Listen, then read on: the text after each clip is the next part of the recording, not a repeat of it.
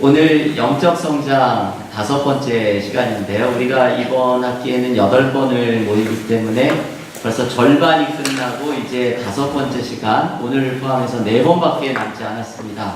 굉장히 신나시죠? 네, 저만 신나고 있는 것 같은. 오늘 5번째 시간 고난이라고 하는 주제를 함께 다루는 시간인데요. 우리가 이 영적 성장이라는 주제를 다루는 이 시간에 특별히 지난 시간에 우리가 영적인 침체, 무엇이 우리를 영적으로 성장하는 것을 멈춰서게 하거나 혹은 뒤로 후퇴하게 만드는가, 이 영적 침체에 대해서 지난 시간에 다루면서 우리에게 사실 영적 침체를 가져오는 굉장히 중요한 주제 중에 하나가 바로 고난이죠. 우리의 삶에서 고난이 없는 사람은 사실은 없습니다. 모든 사람의 삶에서 시련과 풍파가 일어납니다. 이 고난을 겪으면서 영적인 침체를 경험하는 신앙인들을 많이 보게 되죠. 내가 하나님께 그렇게 기도하면서 열심히 신앙생활을 했는데 이 추운 겨울에도 새벽 기도를 빼놓지 않고 나와서 기도를 드렸는데 왜 하나님께서 나에게 이런 고난을 허락하시는가? 우리는 시험에 들면서 이 고난 때문에 영적인 침체를 경험하는 것을 자주 발견할 수 있게 됩니다. 그래서 이 고난을 어떻게 이해하고 어떻게 대응하느냐, 이것이 영적인 침체를 극복하는 데 아주 중요한 모습이 됩니다. 많은 그리스도인들은 이런 고백을 하지요. 이 첫 번째 주제에 제가 고난에는 의미가 있습니까? 라는 질문을 드렸는데 그리스도인들은 그렇다라고 생각을 합니다. 왜냐하면 우리의 삶을 하나님께서 주관하고 계시기 때문에 내 삶에 일어나는 모든 일들이 하나님의 손 안에 있다면 내가 지금 경험하고 있는 고난 또한 하나님의 뜻 가운데 있다고 생각을 하기 때문입니다. 그래서 고난에는 의미가 있다라는 이야기를 하는데 이 말이 막상 고난을 당하는 사람에게는 이 말처럼 무책임하고 그리고 힘든 말이 없습니다. 내가 지금 아주 극심한 고통을 당하고 있는데 그리스도인인 누군가가 내 앞에 와서 고통에도 하나님의 뜻이 있습니다. 이 말하는 사람들은 왠지 남의 고통에는 되게 무관심한 율법주의자처럼 그렇게 느껴지기 때문이죠. 제가 오늘 내용을 준비하면서 그 박완서 소설가 박완서 씨의 한 말씀만 하소서라는 책을 읽었습니다. 이 책은 이제 아들을 잃은 슬픔을 표현해낸 건데요. 이 한국의 대표적인 여성 작가가 자녀가 5명이 있었는데 그 5명의 자녀 중에 아들은 1명밖에 없었던 그 의사인 아들, 그 책을 읽어보면 정말 사랑스러웠던 아들이었던 것을 알 수 있는데 이 젊은 의사인 아들이 26세 꽃다운 나이에 이 아들을 잃어버립니다. 이 고통을 아주 절절한 일기로 썼는데 이것을 생활성서라는 책이 연재를 했고 나중에 이 책으로 묶어가지고 나오게 되었습니다. 자식이 먼저 세상을 떠나는 것을 참척이라고 부르거든요. 이 참척의 슬픔은 고통 중에서도 가장 힘든 고통이 바로 이 참척의 고통이죠. 박완서 씨는 그 일기 가운데 얼마나 고통스러운지 먹지도 못하고 그 아들이 세상을 떠난 날 자기가 그 소식을 듣지 못했을 때 고기를 먹고 있었는데 이런 애미가 있나, 아들이 그런 고통 속에 있을 때 고기를 먹었다니 이후로는 고기를 먹지 못할 것 같은, 그런데 또 그 몇 년이 지난 후에 고기를 먹는 자기의 모습을 보면서 역겨워졌다는 이 아들을 잃어버린 고통에 대한 이야기들이 얼마나 절절하게 표현이 되는지 모릅니다. 사람들이 이 한국을 대표하는 여성 작가이기 때문에 수많은 사람들이 찾아와서 조문을 하는데 그 조문을 견디는 게 어렵고 이 26의 아들이 떠난 사람에게 뭐라고 위로를 해야 될지 몰라서 조심스럽게 건네는 말들이 하나같이 고문처럼 들려오고 그리고 그 자리에 서 있는 것 자체가 수모라고 이야기를 하는데 이걸 수모라고 표현을 하는 이유는 자식이 부모의 상의 조문을 받아야 되는데 이 부모가 자녀의 조문을 받는 이 순리에 어긋나는 운명이 여기에 굴복한 자신이 수모스럽게 느껴졌다고 이야기를 합니다.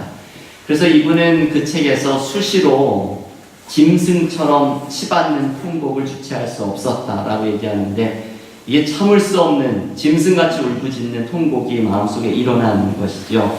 이것을 못 참아가지고 미친 듯이 써내려간 글이 바로 한 말씀만 하소서라는 책입니다. 이 글을 읽으면 이 박완서 씨가 형식적인 위로의 말에 분노를 보이는 대목들이 아주 많이 있는데, 사람들이 찾아와서 세월이 약이라고 잊으라고 말하는 사람들한테는 어쩜 그렇게 한결같이 잊으라고 하는지, 아들을 어떻게 잊을 수가 있는지 반감이 확 치솟는 것을 곳곳에 표현합니다. 하나님에 대해서는 원망의 악소리를 하는데 이런 대목이 있습니다. 제가 한 대목을 한번 읽어드릴까요? 사랑 그 자체라는 하나님이 그것밖에 안 되는 분이라니 차라리 없는 게 낫다. 아니 없는 것과 마찬가지다. 맹렬한 포악이 치밀었다.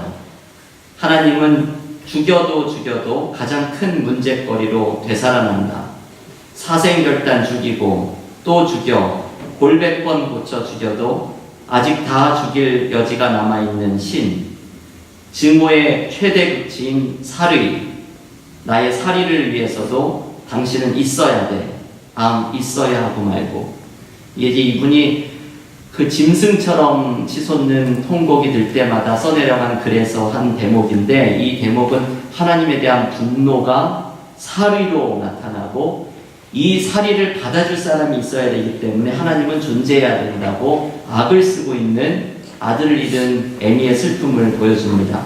여러분, 이런 대목을 읽으면 이 박완서 씨도 표현하는데, 이게 하나님에 대한 분노이고 이게 은혜롭지 않은 내용일 수도 있습니다 라고 시작을 하는데, 이런 대목을 읽으면 믿음이 없다고 생각을 해서는 안 됩니다. 이 이야기는 오히려 고난을 대응하려고 하는 이 믿음의 사람의 정말 가장 솔직한 모습으로, 이걸 저는 믿음의 씨름이라고 이름을 붙이는데요, 이 믿음의 씨름을 하나님 앞에서 철저하게 하고 있는 사람입니다. 여러분, 우리는 이런 고난을 당할 때가 있죠. 어떤 말로도 위로가 되지 않고 고난의 의미를 찾을 수가 없고 하나님이 무엇을 하고 계시는지 이해할 수 없는 삶의 고난을 경험합니다. 이때 우리가 어떠한 고난의 의미를 찾아내야 합니까? 우리에게 필요한 것은 이 박완서 씨 같은 믿음의 씨름이죠. 여러분, 이 책의 제목을 한 말씀만 하소서라고 쓴 이유는 하나님으로부터 한 말씀만 듣겠다는 거죠. 나의 극심한 고통에 대한 의미를 하나님으로부터 한 말씀만 듣겠다는 것이고, 이것을 듣기 위해서 믿음의 씨름을 하는 것을 그 책에서 보여줍니다. 우리가 이 똑같은 믿음의 씨름을 해야 합니다. 고난의 의미를 발견하고 그 속에서 하나님이 함께 하신 은혜를 찾아내고, 그때에 우리는 고난에서 경험하는 영적인 침체를 이겨낼 수 있게 됩니다. 이게 참 너무나 어렵고 힘든 주제인데요. 이 주제를 생각하는 것 자체만으로도 우리에겐 사실 무거운 일인데, 오늘 이 고난의 의미를 발견하면서 영적인 침체를 넘어서는 이 믿음의 신비를 함께 묵상을 하려고 합니다. 이 고난의 의미를 묵상하면서 존 파이퍼 목사님의 책을 제가 또 하나 소개를 해드리려고 하는데요. 이분이 암을 발견해가지고 암 수술을 받고 그것이 회복하는 과정을 거친 후에 이분이 쓴 책이 암을 낭비하지 마세요 라는 책입니다. 아주 얇은 책이거든요. 영어는 Don't waste your cancer. 이 암을 낭비하지 말라는 아주 짧은 책인데, 저는 이분에 대한 책을 여러 번 읽었는데 이 얇은 책이 저에게는 존 파이퍼 목사님의 책 중에 가장 은혜를 받은 책이 되었습니다. 이 책에서 존 파이퍼 목사님은 암 투병을 하게 되면서 깨닫게 된 11가지의 의미를 소개합니다. 이 11가지의 의미를 믿음 가운데 발견하지 못하면 암을 낭비하는 것이라고 이야기를 합니다.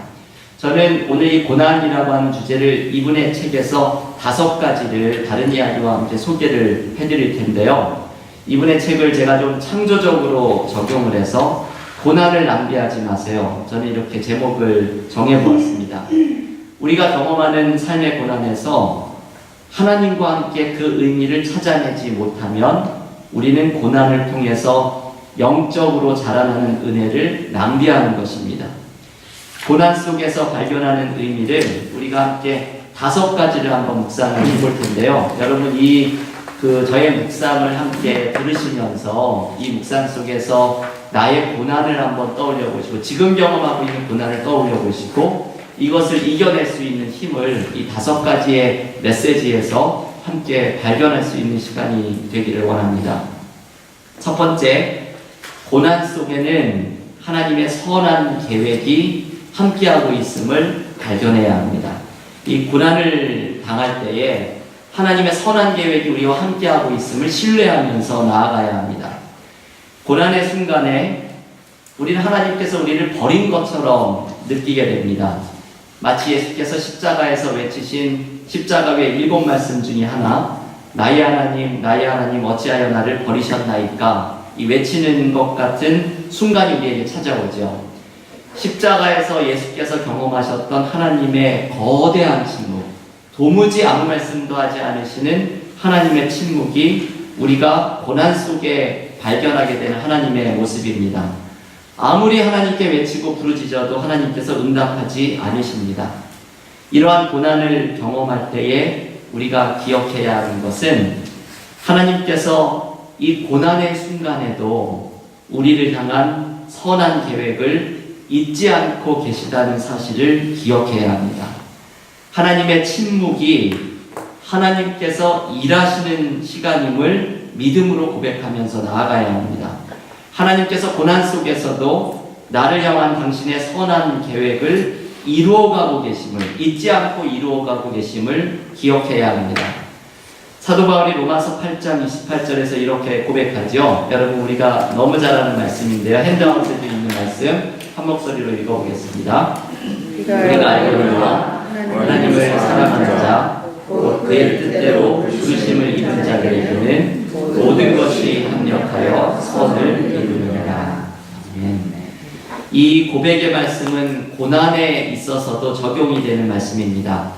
하나님께서 고난까지도 합력해서 선을 이루신다. 이것을 우리는 고백해야 하죠. 하나님은 고난까지도 합력해서 나의 삶에 선을 이루신다는 것을 의지하면서 나아가야 합니다. 성경에서 이 모습을 제일 잘 보여주는 사람은 아마도 요셉이죠. 요셉의 삶이 사람들에게 너무나 큰 은혜를 주는 이유는 바로 이 메시지를 그의 삶을 통해서 보여주기 때문입니다. 요셉은 고난의 연속을 살았던 사람이죠. 17살에 형들에게 애굽으로 팔려갔고, 애굽에서 보디발 장군의 집에서 온갖 고생을 했고, 또 보디발 아내의 모함을 받아서 감옥에 갇혀서 고생을 하였던 이 요셉이 마침내 애굽의 총리 대신에까지 이르게 됩니다. 나중에 애굽 일대에서 일어난 가뭄 때문에 그 자신을 팔아넘겼던 고향에 있던 형들이 양식을 구하러 요셉 앞에 나타나게 되었을 때 요셉이 이렇게 고백을 하죠. 창세기 50장 20절의 말씀인데 이것이 요셉의 삶을 요약하는 암송구절의 중요한 메시지입니다. 창세기 50장 20절 함께 읽어보겠습니다. 당신들은 나를 패하였으나 하나님은 그것을 선으로 바꾸사 오늘과 같이 많은 백성의 생명을 구원하게 하시려 하셨나니. 아멘. 요셉이 고백하는 하나님의 모습은 요셉의 고난까지도 합력해서 선을 이루어 주셨다는 고백이죠. 여러분, 이게 요셉에게는 저는 이걸 상상을 할 때마다 은혜를 받는데요. 아마도 요셉은 소름 끼치는 듯한 은혜를 경험했던 순간이었을 것입니다. 형들을 맞이하는 순간에 그동안 고생했던 모든 사건들이 머릿속에 이 주마등같이 스쳐 지나가면서 마치 구슬을, 우리가 목걸이로 구슬을 만들 때 흩어져 있는 구슬을 실 하나에 다 꿰지는 것처럼 인생에서 벌어졌던 모든 사건들이 실 하나에 조각조각 다 맞춰지는 것처럼 하나님께서 그동안의 자신의 삶 속에서 모든 것을 합력해서 선을 이루시는 이 하나님의 은혜를 요셉은 형들을 마주하는 순간에 발견하게 됩니다. 이걸 우리가 발견하는 순간은 이게 소름 끼치는 듯한 은혜를 경험하는 순간이죠. 하나님의 거대한 계획에 나의 고난이 한 조각의 퍼즐이었다는 것을 발견합니다. 내가 고난을 당할 때에는 이 고난이라는 나의 인생의 퍼즐 조각이 내 삶에 어디에 붙어 있는지를 우리는 모르죠. 그런데 마침내 하나님이 고난까지도 합력해서 선을 이루시는 모습을 요셉처럼 깨닫는 순간에 우리는 하나님의 계획의 한 부분이 맞춰진다는 것을 발견하게 되고, 고난을 경험할 때 우리는 이 신뢰를 가지고 나아가야 합니다. 내가 경험하는 이 고난이 하나님의 계획의 한 부분인 것을 알지 못하지만 하나님께서 이것까지도 선으로 바꾸어 주실 것을 하나님께 신뢰하면서 우리는 나아가야 합니다. 작년에 한국교회사를 공부하면서 주기철 목사님의 이야기에서 많은 은혜를 제가 받았습니다. 이 주기철 목사님의 이야기 중에 이 이야기를 제가 나눠드렸었는데요.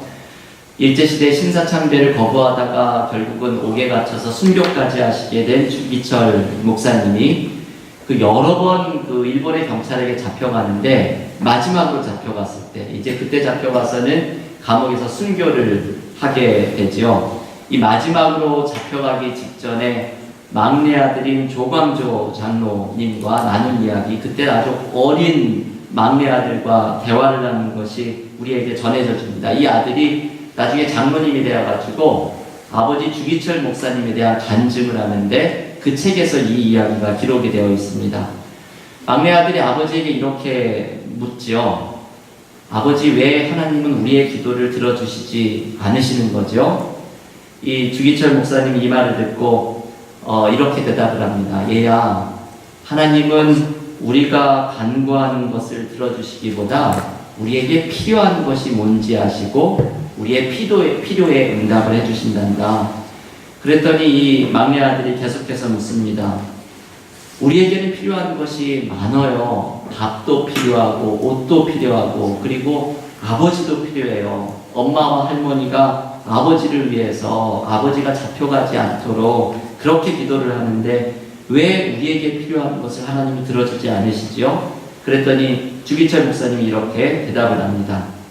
그래 아들아, 그런데 하나님의 생각에 지금 우리 가정에 필요한 것은 고난인 듯 싶구나. 저는 이 대목을 읽으면서 가슴이 참 뭉클해지는 것을 경험했는데요. 우리 가정에 필요한 것은 하나님 생각에는 고난인 듯 싶구나. 이게 한 10살 정도밖에 안 된 아들에게 이런 말을 하는 것은 아버지로서 참 힘든, 쉽지 않은 이야기였을 것입니다.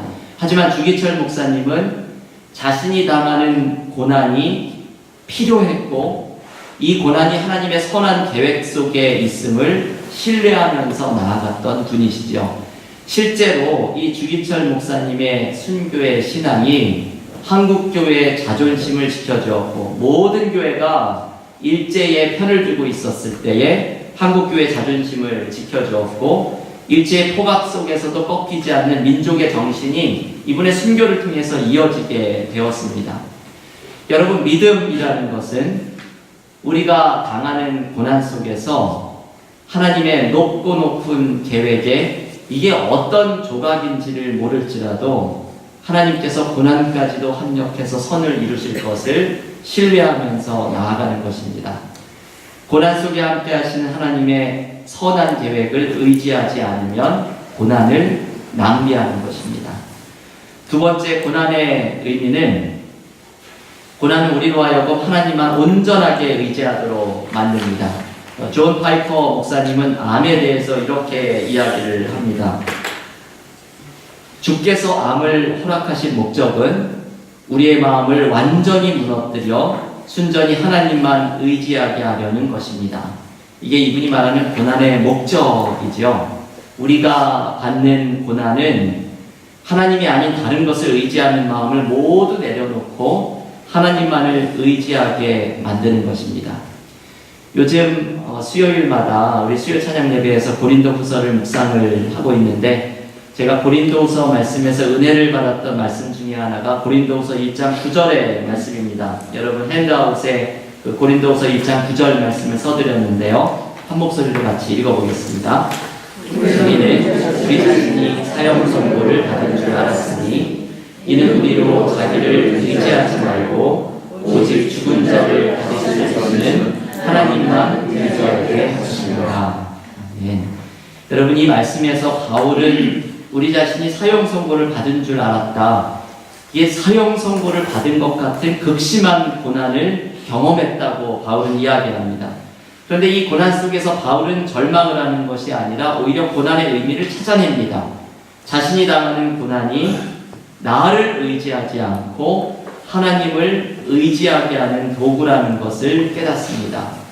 우리가 고난을 당할 때 이제 이런 것을 경험하게 되죠. 고난이 나의 교만함을 내려놓게 하고 나의 욕심과 집착을 내려놓게 하고 하나님만이 생명과 죽음을 감당하는 내 삶의 진짜 주인이심을 인정하게 되고, 그래서 고난 속에서 우리는 전적으로 하나님을 의지하는 것을 배우게 됩니다.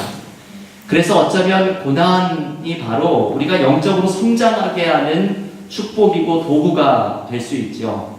고난이 우리가 세상을 향해 달려나가고 있는 그 잘못된 사랑과 욕심을 끊어내면서 다시 하나님께 나의 이 사랑을 하나님께 쏟을 수 있도록 우리를 인도해 주는 역할을 하기 때문입니다. 제가 이 고난의 이 두 번째 주제에 대해서 생각을 할 때마다 떠오르는 여러 사람들이 있는데, 그 중에 한 명이 메히틸트라고 하는 사람입니다. 제가 아주 좋아하는 이야기죠. 이분은 하나님을 만났던 경험의 이야기를 평생을 묵상한 다음에 한 권의 책을 남기고 세상을 떠났는데, 이분이 남긴 책의 제목이 하나님으로부터 흘러나오는 빛이라고 하는 책입니다. 이게 아주 유명한 그 영성의 중요한 책인데요. 이 책에서 메히틸트는 자신의 고난에 대한 이야기를 소개해 줍니다. 이분이 아주 오랫동안 육신의 고통 때문에 고난을 당하고 있었는데, 이것을 없애주시기를 하나님께 아무리 기도해도 하나님께서 이 기도에는 응답을 해주지를 않으셨습니다. 그런데 어느 날 하나님께서 꿈속에 환상을 하나 보여주시는데, 하나님이 두 개의 포도주 잔을 들고 나타납니다. 한 손에는 고통을 상징하는 붉은 포도주, 다른 손에는 하늘의 위로를 상징하는 흰 포도주, 이 고통과 은혜라는 두 개의 포도주를 들고 나타나서 이렇게 말씀을 합니다. 가장 고결한 사람은 붉은색과 흰색의 포도주를 모두 마시는 사람이다. 이 환상이 이 메히틸트의 기도에 대한 하나님의 응답이었죠. 이걸 통해서 이 메히틸트가 우리에게 전해주려고 하는 메시지는 이것이죠. 우리가 삶에서 경험하는 고난은 하나님의 은혜, 하나님의 위로와 똑같은 무게를 가진 축복이라고 이야기를 합니다. 왜 고난이 우리에게 축복이 되는가 하면, 고난을 통해서 하나님을 전적으로 의지하는 것을 배울 수 있기 때문이죠. 나의 교만을 내려놓고 욕심을 내려놓고 다시금 하나님을 사랑할 수 있도록, 하나님을 의지할 수 있도록 고난이 우리를 안내해 가기 때문입니다.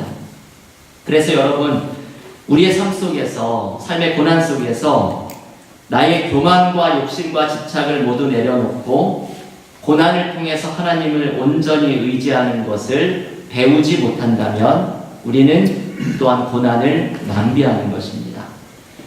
세 번째, 고난이 주는 의미는, 고난이 우리에게 죽음에 대해서 묵상할 수 있도록 초대해 줍니다. 여러분, 고난을 경험하면 우리가 연약한 존재라는 것을 발견하게 되죠. 이 고난 속에서 내가 한없이 연약한 존재이구나. 그리고 우리의 연약함의 가장 근본적인 모습은 바로 죽음입니다. 우리는 죽음 앞에서 모두 한없이 약해지고 죽음을 모두 두려워하게 됩니다. 이 고난의 연약함 속에서 우리는 죽음을 생각해보는 지혜를 가져야 합니다. 여러분, 이번 그 전교인 수련회에서 저와 함께 하셨던 그 영성훈련, 그것이 기억이 나시죠? 제가 묘비명 쓰기, 조금 무거운 주제이지만 이 묘비명 쓰기를 영성훈련을 함께 나누었는데, 영성과 야곱 뱀에가 말했던 죽기 전에 먼저 죽지 않는 사람은 죽을 때 망한다. 이게 죽음을 준비하는 삶을 살아야 한다는 이 말씀을 이야기하면서 나의 묘비명을 한번 내가 써보면서 나는 어떤 사람으로 기억되기를 원하는지 이 훈련을 한번 같이 나누었습니다. 우리 교우들께서 얼마나 진지하게 임하시고 아주 유쾌하고 그리고 믿음이 가득한 묘비명들을 많이 남기셨는데 어떤 교우는 이런 묘비명을 나눠주셨죠. 다음 생에는 세 딸의 아빠로. 이 묘비명을 남긴 분은 아들만 셋을 가진 분이 이제 이런 묘비명을 남기셨고요.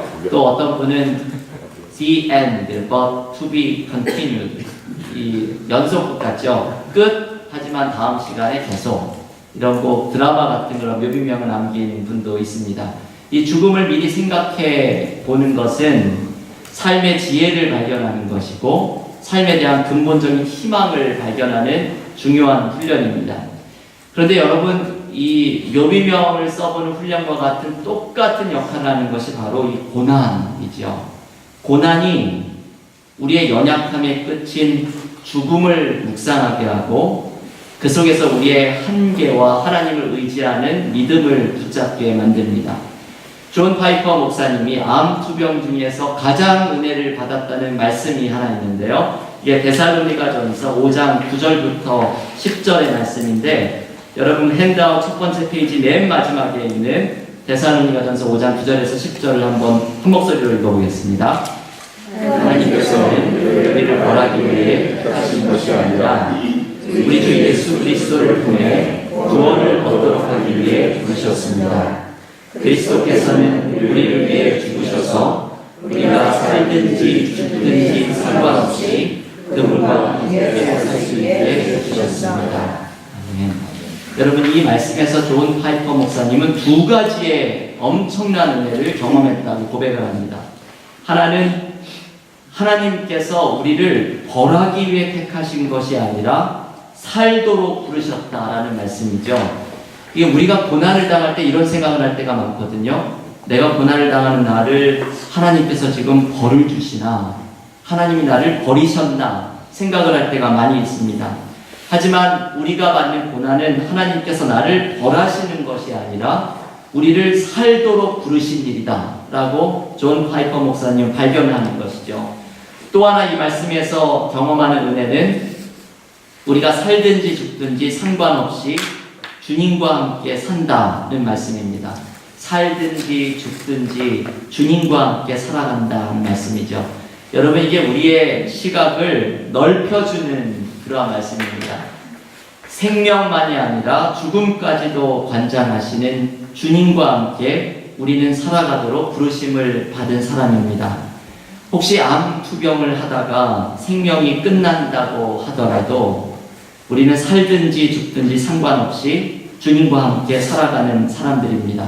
이것을 발견하면 우리의 시각이 넓어지고 이 말씀의 은혜를 경험하면서 존 파이퍼 목사님은 암이라는 것이 더 이상 두렵지 않게 느껴집니다. 그러면서 이렇게 고백을 하죠. 여러분 핸드아웃을 뒷면으로 한번 넘겨보시면 이분의 고백이 있는데 한 목소리로 한번 같이 읽어볼까요? 이것으로 충분합니다. 우리는 건강이 아니라 그리스도와 함께 살기로 되어 있습니다. 주님을 만나는 그날까지 건강과 질병 그 무엇도 낭비하지 않고 하나님의 영광을 위해 모든 것을 사용하기 원합니다.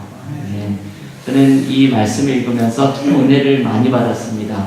우리가 벌 받는 것이 아니라 주님과 함께 사는 것이고 살든지 죽든지 주님과 함께 사는 것이라는 이 깨달음을 얻게 되면 건강과 질병 그 무엇인지 낭비하지 않고 하나님의 영광을 위해 사용하고자 하는 이분의 고백을 우리가 함께 할 수 있게 됩니다.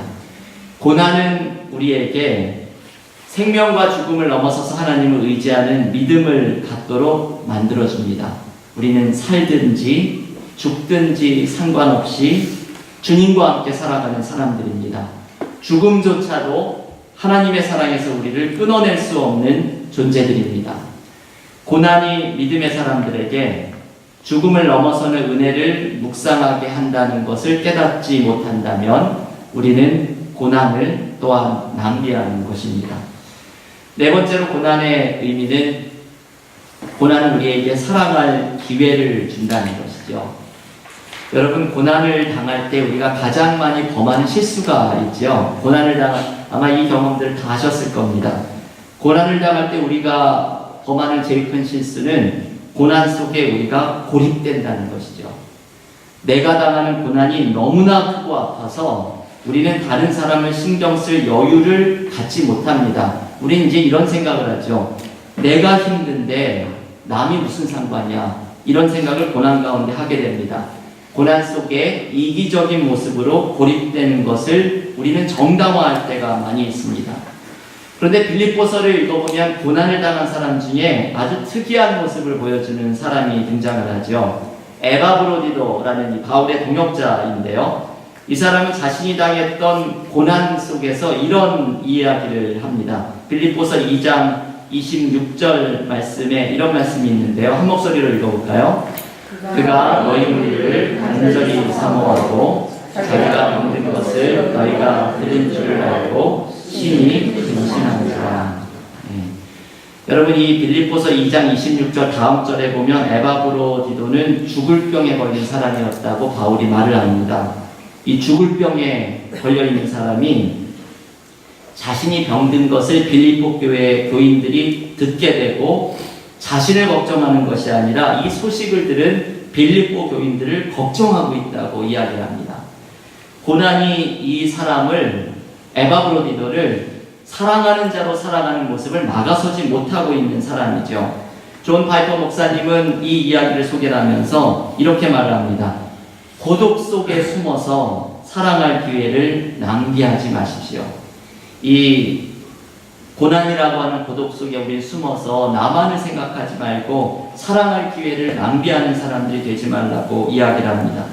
여러분, 우리가 고난을 당할 때에 나를 돌봐달라고, 나를 사랑해달라고, 나에게 잘해달라고 이 고난 속에 숨어서 사랑할 기회를 포기하고 있는 우리의 모습이 얼마나 많이 있는지 모릅니다. 고난은 하지만 우리에게 사랑할 기회를 또한 제공하기도 하죠. 제가 이 영적 성장 이야기를 하면서 한 목사님의 암투병 이야기를 소개해드렸죠. 이제는 교인들의 아픔을 이해할 수 있는 목회를 할 것 같다는 고백을 했던 목사님이셨죠. 미국 장로교 목사인 프레드릭 비크너라는 분의 이야기를 또한 소개해드렸죠.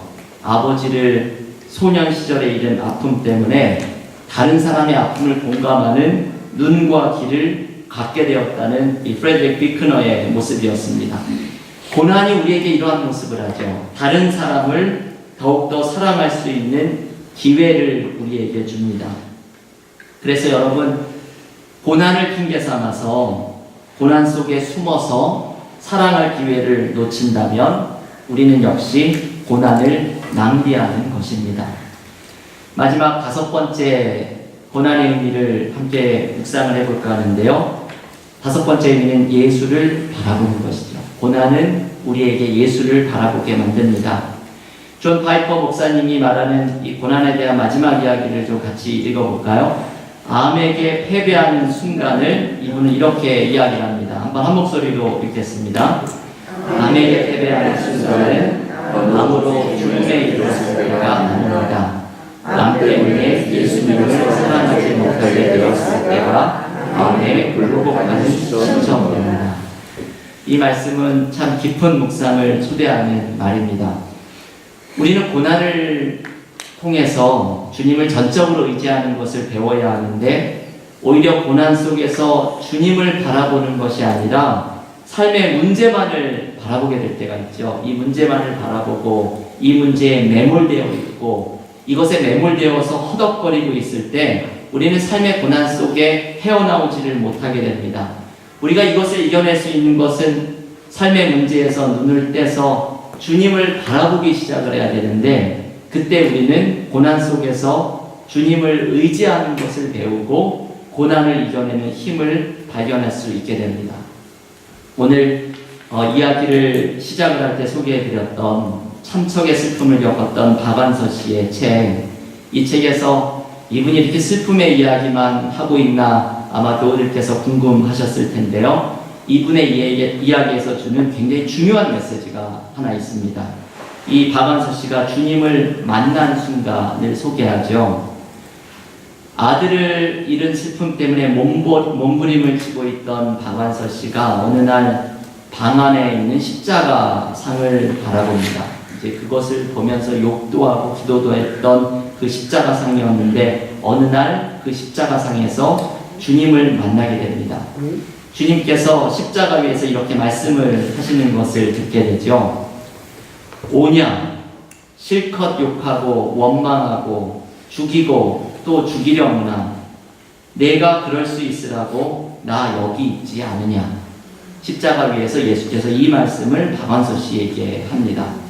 이 말은 주님께서 십자가에서 모든 고통과 슬픔을 받아내신 주님의 사랑을 다시금 말씀해 주시는 것이죠. 이게 박완서 씨가 들은 한 말씀입니다. 이 책의 제목이 한 말씀만 하소서라는 책의 제목인데 이분이 받았던 한 말씀이 바로 이것이죠. 그 아들을 잃은 슬픔과 고통을 이겨낼 수 있는 주님의 말씀 하나를 기대하면서 믿음의 씨름을 하고 있을 때 주님이 바로 이 말씀을 주십니다. 네가 원망하고 욕하라고 내가 여기 십자가에 있지 않느냐. 우리의 고난을 당해주시고 우리에게 치유를 주시는 십자가의 사랑을 발견하게 됩니다.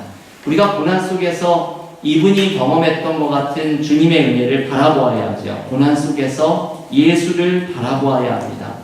예수께서 우리에게 주시는 치유를 의지하고 주님이 나의 고난 속에 함께하고 계심을 의지하면서 나아가야 합니다. 이상한 일은 이 책에서 이 은혜를 경험하면서 박완서 씨가 이렇게 고백을 하죠. 저의 경우에 아들을 잃은 이 참척의 고통은 완전히 극복되지 않았습니다. 그 대신 고통과 더불어 살 수 있게는 배웠습니다. 이분이 책에서 고백하는 것인데 예수를 만나면서 이제는 주님과 함께 고통과 함께 살아가는 것을 배웠다고 이야기를 합니다. 이것을 우리가 다른 말로 말하면 이런 것이죠. 주님처럼 십자가를 지는 삶으로 나아갑니다. 문제를 보지 않고 예수를 바라보기 시작하면서 주님께서 이 고난을 이겨낼 수 있는 힘을 주시고 그 힘으로 주님처럼 십자가를 지며 살아가는 삶으로 나아갑니다. 여러분, 우리의 고난을 묵상하다 보면 이 마지막 모습을 발견할 때가 있거든요. 우리의 고난 중에서 주님께 아무리 기도하고 이것을 이겨낼 힘을 간구하고 이것의 해결을 위해서 기도해도 없어지지 않는 고난 속에서 주님은 때로 우리에게 이렇게 말씀하시는 것을 느끼게 됩니다. 감당해라. 너의 십자가다. 주님을 바라보면서 주님이 주시는 힘으로 그 십자가를 짊어지기를 초대하시는 주님의 음성을 들을 때가 있습니다. 우리가 이 주님의 음성을 들을 때에는 십자가를 짊어지고 이것을 짊어지면서 하나님을 의지하는 것을 배우고 다른 사람을 사랑하는 기회로 삼고 하나님께 영광을 올리는 기회로 삼는다면 이 순종 속에서 오늘 이 순종이라는 주제가 고난의 의미에 계속해서 흐르고 있는데요. 이 순종 속에서 우리는 고난에서만 경험하게 되는 특별한 은혜를 발견할 수 있게 됩니다. 고난을 당할 때에 주님을 바라보고 나의 십자가를 짊어지는 순종을 하지 않는다면 우리는 또한 고난을 낭비하는 것입니다. 여러분, 오늘 이 고난에 대해서 5가지의 의미를 나누었습니다. 저는 이 말씀을 준비하면서도 참 너무나 힘든 주제라는 걸 생각을 했습니다. 우리의 삶에 당하는 고난을 우리가 이렇게 쉽게 이야기할 수는 없는 일이죠. 이 삶의 그 엄청난 고난 속에 있는 분에게 이 말씀을 우리가 쉽게 말을 하고 받아들이라고 얘기할 수는 없는 일입니다. 하지만 내가 당하는 고난을 이 5가지 오늘 우리가 묵상한 의미를 가지고 씨름하면서 믿음의 씨름을 하면서 기도 가운데 나아갈 때 우리는 내가 당하는 삶 속에 하나님의 신비로운 계획과 의미가 있는 것을 발견을 하게 됩니다.